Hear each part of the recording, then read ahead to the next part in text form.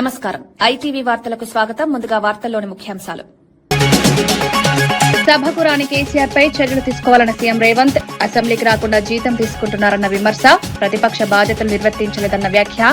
ప్రజల కోసమైన సభకు రావాలని కేసీఆర్ కు సూచన.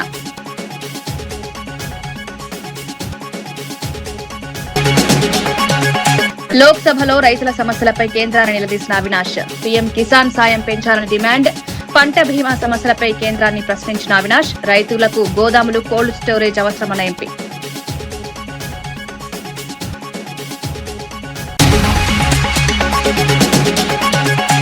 గద్దరవార్డులపై ప్రభుత్వాన్ని నిలదీసిన పల్లా రాజేశ్వర్. గద్దరవార్డులుగా మారాయని వ్యాఖ్యానించిన ఎమ్మెల్యే. తెలంగాణ కళాకారులకు గుర్తింపు లేదన్న విమర్శ. అవార్డుల ప్రక్రియలో పారదర్శకత అవసరమని డిమాండ్.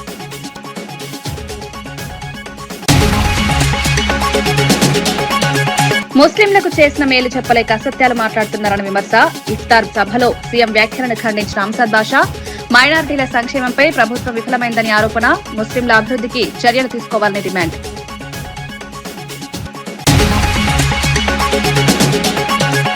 రైతుల సమస్యలపై లోక్సభలో గలమెత్తిన ఎంపీ చామల.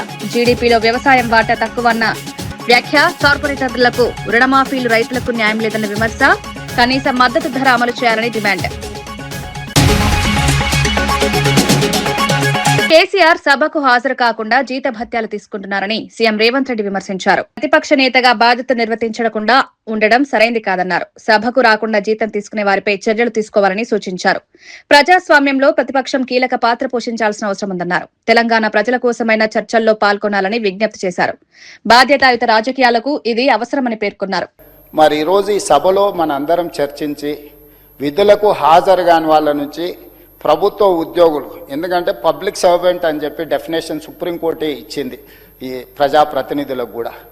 మరి ఏమాత్రం విధులకు హాజరు కాకుండా ఈ రకంగా గైర్హాజరు అయ్యే ఎవరైనా, నేను ఏ ఒక్కరి కోసము దీని గురించి నేను ప్రస్తావించడం లేదు. దీనికి ఎక్కడో ఒక దగ్గర చర్చ జరిగి దీని మీద ఒక నిర్ణయం తీసుకుంటే బాగుంటుందన్న సూచన. ఇప్పటికైనా ప్రతిపక్ష నాయకుడు కల్వకుంట్ల చంద్రశేఖరరావు గారికి నా విజ్ఞప్తి, మీరు సభకు రాండి, ఈ సభలో చర్చలో పాల్గొనండి. తద్వారా తెలంగాణకు ప్రయోజనం చేకూరుతుందని మీరు భావిస్తే ఈ సభకు వస్తారని మేము భావిస్తున్నాం. రావాల్సిందిగా తమరి ద్వారా మాజీ ముఖ్యమంత్రి గారికి నేను ఆహ్వానం పలుకుతున్నా. అధ్యక్ష, లోక్సభలో అగ్రికల్చర్ డిమాండ్స్ చర్చలో ఎంపీ చామల కిరణ్ కుమార్ రెడ్డి కీలక అంశాలను ప్రస్తావించారు. దేశంలో సగం మంది వ్యవసాయంపై ఆధారపడి ఉన్నప్పటికీ జీడీపీకి కేవలం 16 నుండి 18% మాత్రమే వాటా ఉందన్నారు. ఇది వ్యవసాయ రంగంలోని అసమతుల్యతను సూచిస్తుందని పేర్కొన్నారు. రైతులకు 2026-27 బడ్జెట్ అనుకూలంగా లేదని విమర్శించారు. కార్పొరేటర్లకు భారీగా రుణమాఫీలు చేస్తున్నా రైతులకు న్యాయం జరగడం లేదన్నారు. రైతులకు కనీస మద్దతు ధర ఇవ్వాలని డిమాండ్ చేశారు. వ్యవసాయ రంగాన్ని బలోపేతం చేయాల్సిన అవసరం ఉందన్నారు. Any reality. Half of our Indian workforce depends on agriculture, but that contributes only 16 to 18% of GDP. This is because of deep structural imbalance. Now when we look at budget 2026, the allocation is 1,30,561 crores and the revised estimate is only 1,23,089 crores. Share of the budget overall is 2.7%. After accounting for inflation and input cost, this budget is not at all supportive. The farmers are already under stress, and such budgets won't help the farmers in this country. Even investment in agriculture, research and education falling around to 9,967 crores, which is only 0.5%. Whereas the global average is 0.9%. In this present situation, the government slogan, Sabke Saath, Sabke Vikas. I don't know what is this for.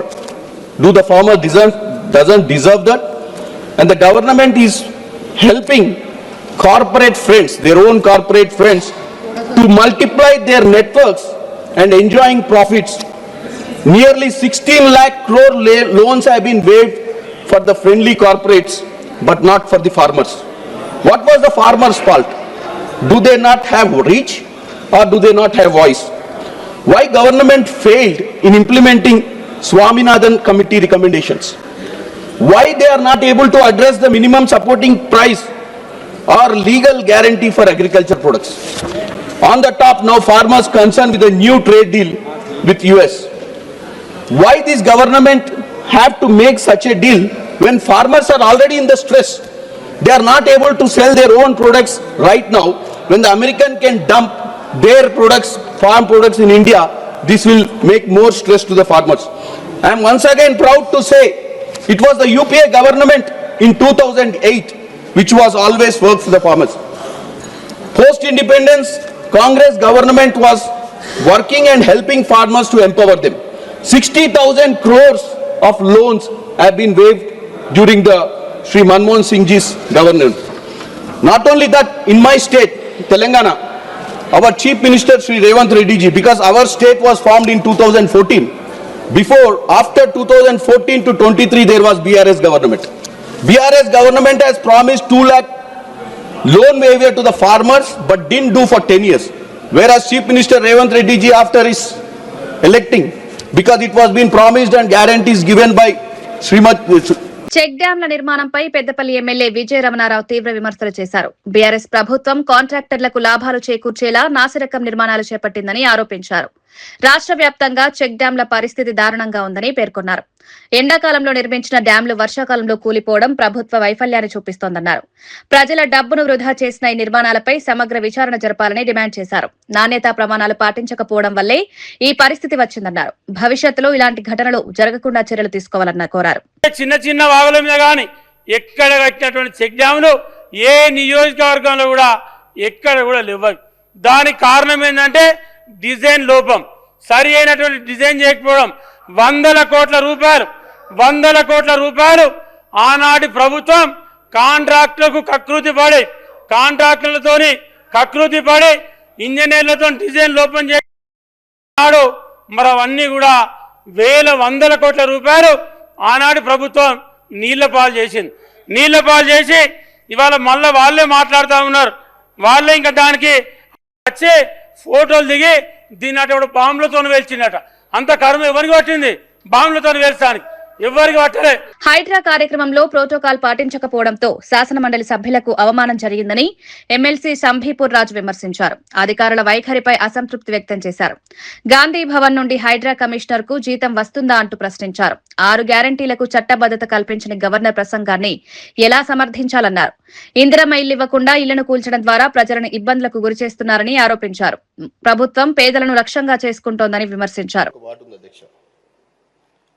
గౌరవం, ఆత్మగౌరవం. అధ్యక్ష,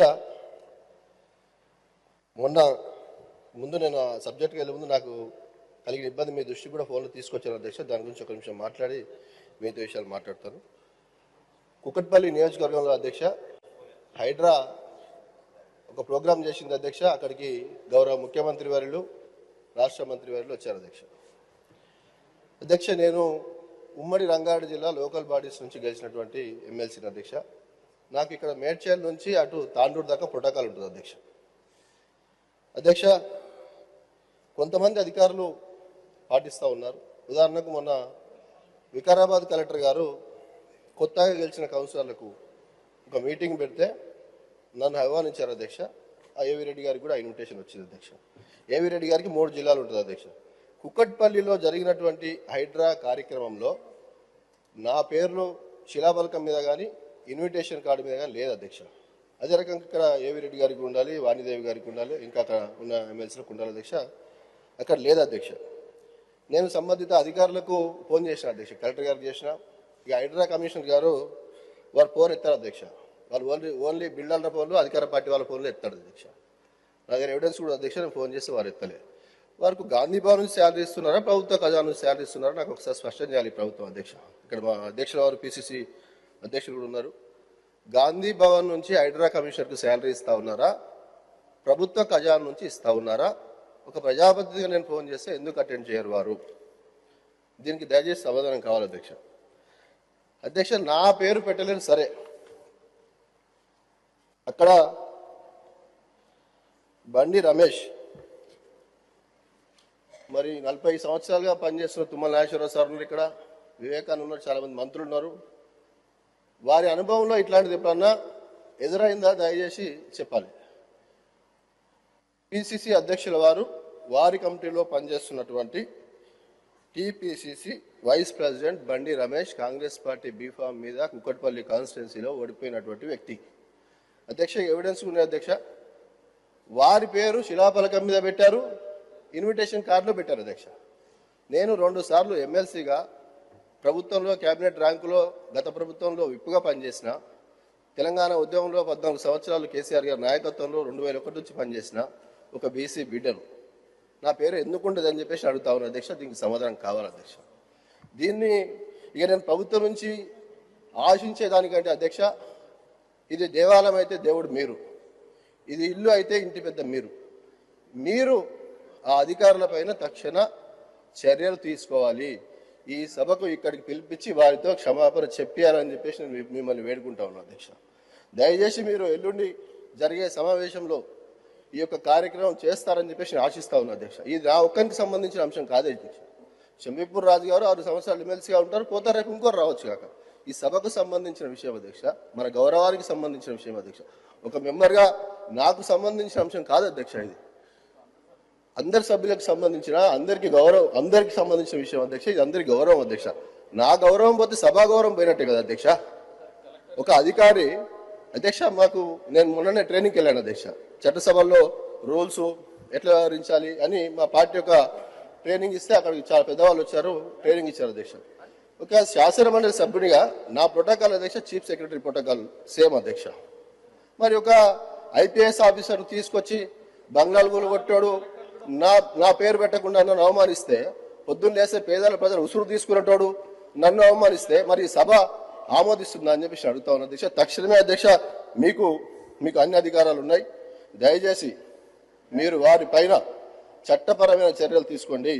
ఇక్కడికి వారిని తీసుకొచ్చి వారితో క్షమాపణ చెప్పిస్తారా, లేదా మీరు వారి మీద యాక్షన్ తీసుకుంటారా?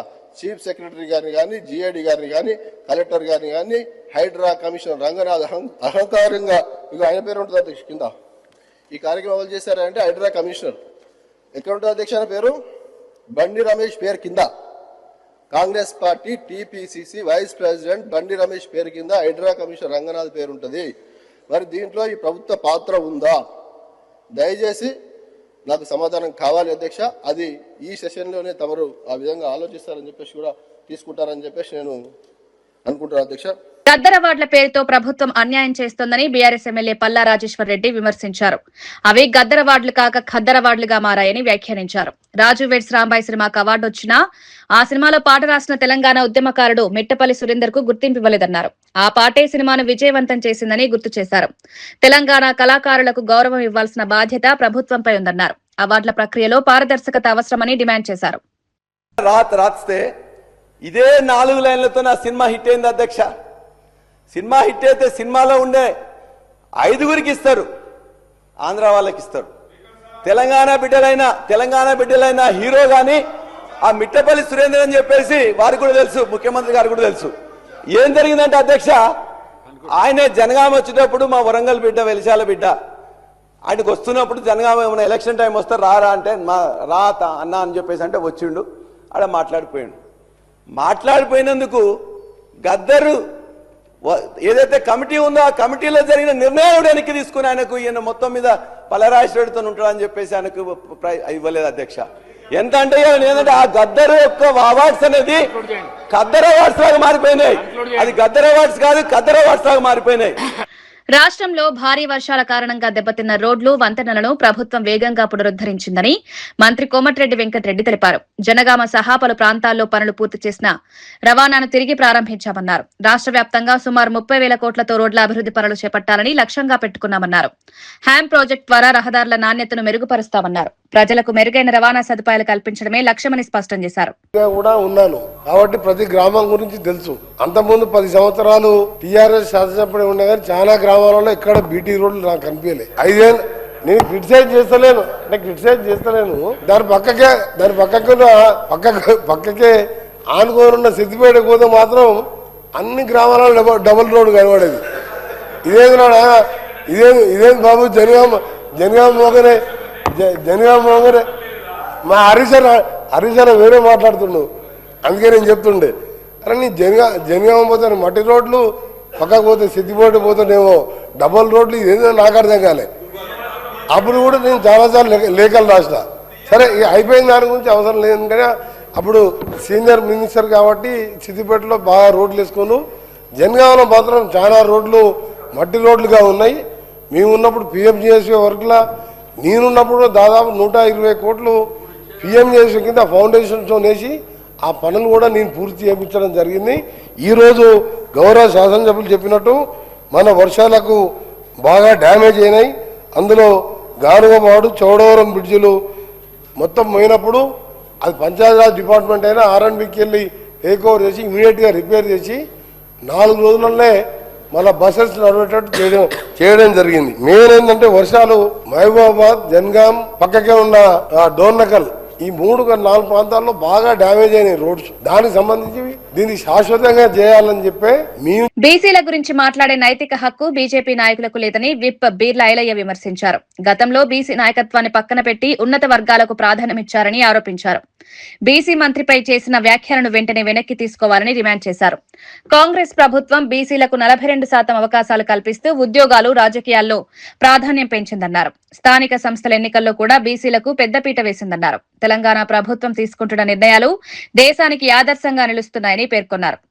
వాళ్ళకు సంబంధించిన రాష్ట్రాలకు పెద్దపీట వేసి తెలంగాణకు మొండి చేయి చూపించి ఇలా మా గురించి మాట్లాడుతున్నటువంటి ఆ నాయకుడు ఒక బీసీ మంత్రి గురించి కూడా ఆయన మాట్లాడింది వాపసు తీసుకోవాలి. రాష్ట్ర అధ్యక్షుడు ఒక బీసీ బిడ్డ ఉంటే ఓర్వలేక ఎలక్షన్లప్పుడు బీజేపీ బీఆర్ఎస్ పొత్తు కోసం ఇలా ఒక బీసీ బిడ్డను తొలగించినటువంటి మీ పార్టీ మా కాంగ్రెస్ పార్టీ గురించి మాట్లాడే నైతిక విలువ లేదు. ఇలా మా ముఖ్యమంత్రి రెడ్డి బిడ్డ ఉన్న బీసీల కోసం 42% ఇలా ఉద్యోగ, ఉపాధి, రాజకీయాల్లో అవకాశం ఇచ్చిండు. మొన్న సర్పంచ్ ఎలక్షన్లో, మొన్న మున్సిపల్ ఎలక్షన్లో జనరల్ స్థానంలో కూడా బీసీలకు పెద్దపీట వేసింది కాంగ్రెస్ పార్టీ. ఇలా మా రాహుల్ గాంధీ ఆలోచన మా ముఖ్యమంత్రి ఇలా తెలంగాణ భారతదేశానికి కూడా మొదలైంది. ఇలా మీ మోడీ గారు మన రాష్ట్రాన్ని ఆదర్శంగా తీసుకొని ఇలా జలగణలో కులగన పెట్టిండు. ఇది ఆదర్శం కాదా భారతదేశం తెలంగాణ? మా ముఖ్యమంత్రి ఇలా భారతదేశానికి ఆదర్శంగా 1931లో కులగణన అయితే మొన్న మా భారతదేశ రాష్ట్రంలో కులగణను ఇలా మీ మోడీ ఆదర్శంగా తీసుకుంటూ దీన్ని మీరు పరిగణలోకి తీసుకోవాలి. ప్రతిపక్ష నాయకుడు మాట్లాడిన మాటలను ఒక బీసీ మంత్రి మీద మాట్లాడిన వాపసు తీసుకోవాలని చెప్పి లోక్సభలో వ్యవసాయ మంత్రిత్వ శాఖ డిమాండ్స్ చర్చలో ఎంపీ అవినాష్ రెడ్డి రైతుల సమస్యలను ప్రస్తావించారు. పీఎం కిసాన్ సహాయాన్ని 6,000 నుంచి 10,000కు పెంచాలని డిమాండ్ చేశారు. రైతుల డేటాను నవీకరించాలని సూచించారు. పెండింగ్ బకాయిలు 3,500 కోట్లు విడుదల చేయాలని కోరారు. ఇరాన్, ఇజ్రాయెల్ యుద్ధ ప్రభావంతో హార్టికల్చర్ పంటల ధరలు పడిపోయాయన్నారు. రైతులకు సరైన ధరలు కల్పించాలని, గోదాంలు, కోల్డ్ స్టోరేజ్లు ఏర్పాటు చేయాలని డిమాండ్ చేశారు. వ్యవసాయ రంగానికి మరింత మద్దతు అవసరమని స్పష్టం చేశారు. 4 billion people and supports nearly half of the country's workforce. Sir, I would like to bring several important demands to the notice of this House, sir. Sir, at present, 6,000 rupees is disbursed to farmers annually under PM Kisan scheme, sir. This amount remains unchanged from 2019. Keeping in view of the sharp rise in input costs, it is requested to enhance the PM Kisan amount to 10,000 rupees, sir. Sir, in our state, Andhra Pradesh, the previous YSRCP government, sir, it had implemented free crop insurance scheme during its tenure 2019 to 2024 and distributed 7,802 crores worth of crop insurance amount to over 54 lakh farmers in Andhra Pradesh, sir. Sir, after the present government took charge in 2024, free crop insurance scheme was completely discontinued, sir. Sir, in 2024-25 budget of Andhra Pradesh, there was absolutely no allocation for crop insurance. In 2025-26, an amount of 1,023 crores was allocated, but not even a single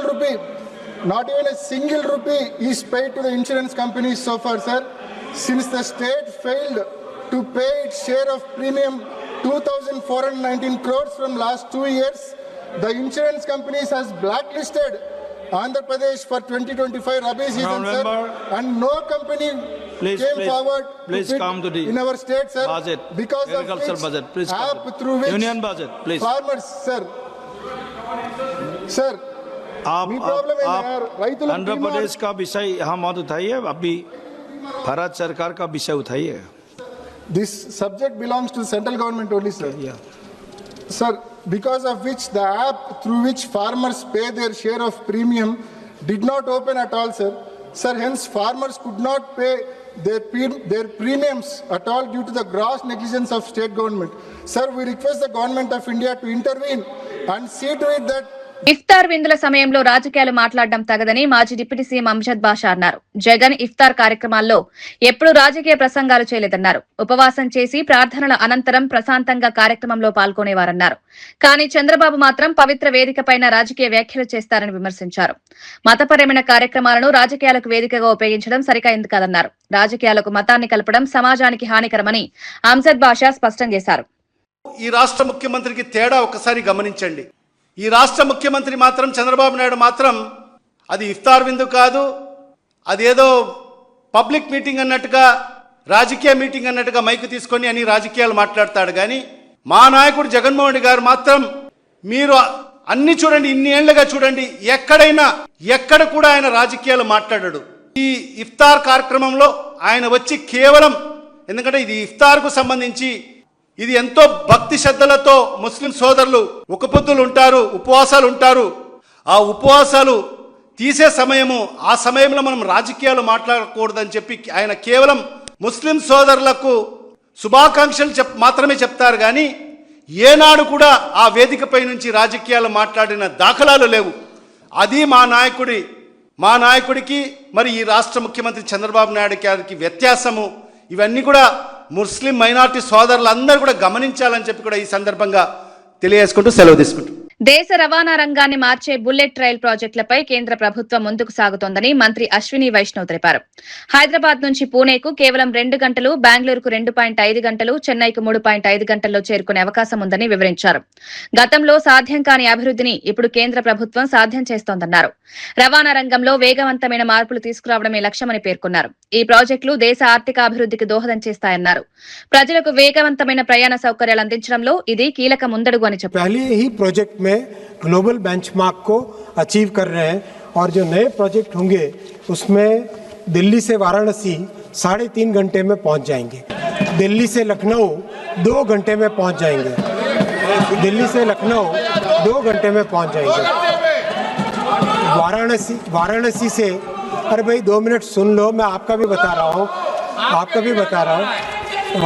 Varanasi से पटना 1 घंटे से कम समय में पहुंच जाएंगे. अध्यक्ष जी, मुंबई और Pune practically दोनों मर्ज हो जाएंगे. 48 मिनट्स में मुंबई से पुणे की जर्नी होगी. 48 मिनट्स में मुंबई से पुणे से हैदराबाद माननीय अध्यक्ष जी, पुणे से मोदी जी की सरकार ही करेगी. आप वहीं बैठे रहोगे और हम लोग काम करते जाएंगे. आप चिंता मत करना, मोदी जी की सरकार ही ये सब काम करके देगी. माननीय अध्यक्ष जी, पुणे से हैदराबाद 2 घंटे की जर्नी रहेगी. पुणे से हैदराबाद 2 घंटे की, हैदराबाद से बेंगलुरु 2.5 घंटे की जर्नी हो जाएगी. और हैदराबाद से चेन्नई वाया अमरावती 3.5 घंटे की जर्नी हो जाएगी. और अध्यक्ष जी, अरे भाई हम ही करेंगे. రంజాన్ సందర్భంగా నిర్వహించిన ఇఫ్తార్ కార్యక్రమంలో సీఎం చంద్రబాబు చేసిన వ్యాఖ్యలను అంజద్ బాషా ఖండించారు. 2 ఏళ్ల పాలనలో ముస్లింలకు ప్రభుత్వం చేసిన మేలేంటో చెప్పకుండా అసత్యాలు మాట్లాడుతున్నారని విమర్శించారు. జగన్ ప్రభుత్వం మాత్రమే ముస్లింలకు ఇచ్చిన హామీలు నిలబెట్టిందని అన్నారు. ప్రస్తుత ప్రభుత్వం మైనారిటీల సంక్షేమాన్ని నిర్లక్ష్యం చేస్తోందని ఆరోపించారు. ముస్లింల అభివృద్ధికి ప్రత్యేక చర్యలు తీసుకోవాలని డిమాండ్ చేశారు. మైనారిటీలకు న్యాయం జరగాలంటే ప్రభుత్వం బాధ్యతగా వ్యవహరించాలని సూచించారు. సంవత్సరాల కాలంలో మరి ముస్లిం మైనారిటీలకు మరి ఈ ప్రభుత్వం చేసిన మేలు ఏంటో ఒక్కటి కూడా చెప్పకోకుండానే మేము అది చేశాం ఇది చేశామని చెప్పి అన్ని అసత్యాలు మాట్లాడడం జరిగింది ముఖ్యమంత్రి గారు. మరి ఒక్కసారి గౌరవ ముఖ్యమంత్రి గారు ఏదైతే ఇఫ్తార్ విందులో మాట్లాడిన వీడియో ఒక్కసారి మీకు ప్లే చేసి చూపిస్తాం, ఒకసారి మీరు కూడా చూడండి. ఇంకో పక్క నేనే ప్రారంభించాను ఇమాములకి మౌజుములకి ఆన్ రూమ్ ఇవ్వడం. మౌజుములకు అయితే 10,000, ఇమాములకు 10,000, మౌజుములకు 5,000. అదే మాదిరిగా ఇప్పటికి 180 కోట్లు ఇచ్చాం. ఈరోజు రాత్రికి మళ్ళీ చెప్తున్నా, ఉండే బకాయిలని 45 కోట్ల రూపాయలు మీ అకౌంట్లో వేసే బాధ్యత నేను తీసుకున్నాం, ఈ ప్రభుత్వం తీసుకున్నాం, అవి కూడా రిలీజ్ చేస్తున్నాం. గతంలో జగన్మోహన్ రెడ్డి గారు 2024 ఎన్నికల ముందు తన మేనిఫెస్టోలో ప్రకటించడం జరిగింది. మా ప్రభుత్వం అధికారంలోకి వస్తే గతంలో ఏదైతే ఇమాముకు 5,000, మౌజన్కు 3,000 రూపాయలు ఇస్తున్న ఆన్రోరియాన్ని ఇమాములకు 10,000, మౌజన్లకు 5,000, ఒక మసీదుకు 15,000 ఇస్తానని చెప్పి మరి ఆ రోజు తన మేనిఫెస్టోలో మరి ఆ రోజు జగన్మోహన్ రెడ్డి గారు చెప్పడం జరిగింది. మాట ప్రకారంగా అధికారంలోకి వచ్చిన తర్వాత 2019లో జగన్మోహన్ రెడ్డి గారు మాట ఇచ్చిన ప్రకారంగా మరి ఆ హాన్రోరియాన్ని గతంలో 8,000 ఇస్తున్న హాన్రోరియాన్ని మసీదుకు 15,000 రూపాయలు పెంచిన ఘనత జగన్మోహన్ రెడ్డి గారి ప్రభుత్వానికి దక్కుతుంది. మరి అదే కాకుండా మరి ఆనాడు 2014 నుంచి 19 వరకు ఏదైతే తెలుగుదేశం ప్రభుత్వం అధికారంలో ఉండి బకాయిలు పెట్టిపోయిన సుమారుగా 24 కోట్ల రూపాయలు ఇమాములకు మౌజన్లకు బకాయిలు పెట్టిన 24 కోట్ల రూపాయలు. వార్తలు ముగించే ముందు ముఖ్యాంశాలు మరోసారి. సభకు రాని కేసీఆర్ పై చర్యలు తీసుకోవాలన్న సీఎం రేవంత్. అసెంబ్లీకి రాకుండా జీతం తీసుకుంటున్నారన్న విమర్శ. ప్రతిపక్ష బాధ్యతలు నిర్వర్తించలేదన్న వ్యాఖ్య. ప్రజల కోసమైన సభకు రావాలని కేసీఆర్ కు సూచన.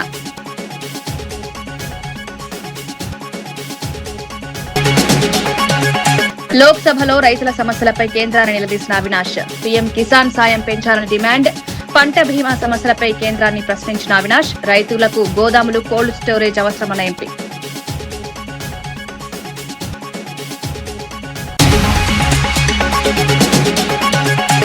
గద్దరవార్డులపై ప్రభుత్వాన్ని నిలదీసిన పల్లా రాజేశ్వర్.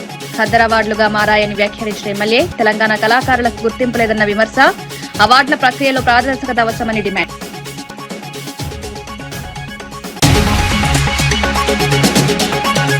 ముస్లింలకు చేసిన మేలు చెప్పలేక అసత్యాలు మాట్లాడుతున్నారన్న విమర్శ.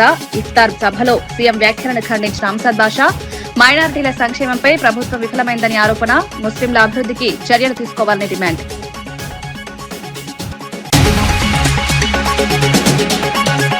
రైతుల సమస్యలపై లోక్సభలో గలమెత్తిన ఎంపీ చామల. జీడీపీలో వ్యవసాయం వాటా తక్కువన్న వ్యాఖ్య. కార్పొరేటర్లకు రుణమాఫీలు, రైతులకు న్యాయం లేదన్న విమర్శ. కనీస మద్దతు ధర అమలు చేయాలని డిమాండ్. ఇవి ఈనాటి వార్తా విశేషాలు. మరో బులెటిన్లో మళ్లీ కలుద్దాం. నమస్కారం.